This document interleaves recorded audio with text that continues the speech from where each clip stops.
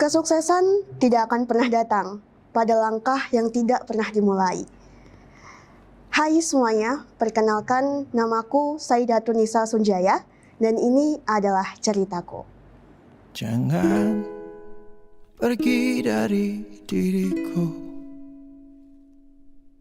tak sanggup harus hidup tanpamu. Karena jauh lebih indah bila kita bersama, seperti yang terjadi kemarin.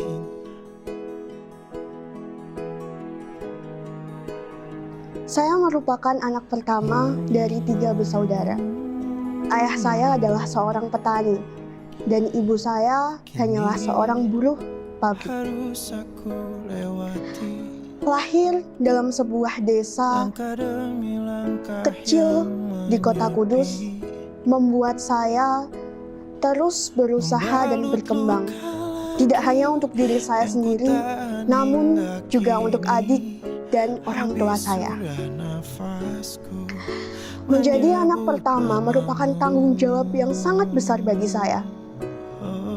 Saya harus jadi seorang teladan untuk adik-adik saya.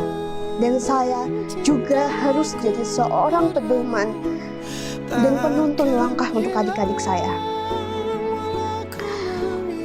Perasaan itu membawa saya menjadi pribadi yang harus bisa menyelesaikan semuanya sendiri tanpa perlu menyusahkan orang lain.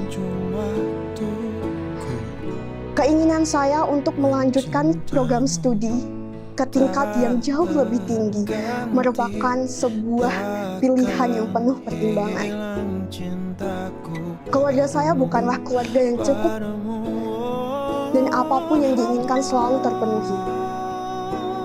Oleh karena itu, saya harus berusaha sendiri untuk mencapai mimpi saya. Banyak sekali kegagalan yang saya alami. Banyak sekali cacian, hinaan yang saya terima dari orang-orang di sekitar saya. Namun saya ingat pesan orang tua saya, bukan di mana kamu tumbuh, namun bagaimana cara kamu tumbuh. Dan UMK memberikan harapan saya untuk tetap tumbuh dan berkembang. Awal kuliah terasa sangat berat bagi saya. Saya harus mampu menyeimbangkan dunia perkuliahan dan juga membantu kedua orang tua saya.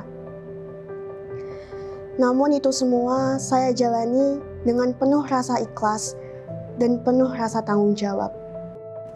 Saya bekerja jadi seorang guru les, dan dari situlah kecintaan saya dalam jurusan saya mulai tumbuh, jurusan pendidikan bahasa Inggris.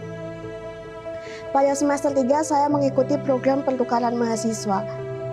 Dan di sana saya mendapat banyak pengalaman, bertukar cerita dengan seluruh mahasiswa dari pelosok Nusantara. Dan dari situ semangat saya mulai tumbuh untuk mencapai mimpi saya yang terus saya perjuangkan. Pada tahun 2023 saya kembali ke UMK dengan semangat baru. Saya mengikuti program kreativitas mahasiswa. Saya membuat sebuah inovasi media pembelajaran untuk anak disleksia. Saya aktif mengabdi dengan teman organisasi saya di sebuah desa di Kabupaten Kudus. Di sana kita tergabung dalam program PPK Ormawa. Dan kita berkolaborasi untuk membuat sebuah program pengolahan sampah digital, dan dari program itu kami berhasil mendapatkan juara nasional. Saya juga terus berinovasi dan berkolaborasi dengan teman dan dosen saya dengan mengikuti berbagai kompetisi, baik tingkat regional sampai dengan tingkat internasional. Dan dari situlah hasil kompetisi saya membantu finansial saya. Universitas Muria Kudus sangat mendukung mahasiswanya. Mereka menyediakan berbagai macam beasiswa, dan saya berkesempatan menjadi bagian dari penerima beasiswa Bank Indonesia selama 2 periode. Menyeimbangkan kehidupan perkuliahan, organisasi, pekerjaan, dan juga keluarga sangatlah berat bagi saya. Namun itu semua saya terus perjuangkan karena saya yakin nothing is impossible. Dan dari situlah saya bertekad untuk terus maju mengejar prestasi saya. Pada tahun 2024, saya mengikuti pemilihan mahasiswa berprestasi.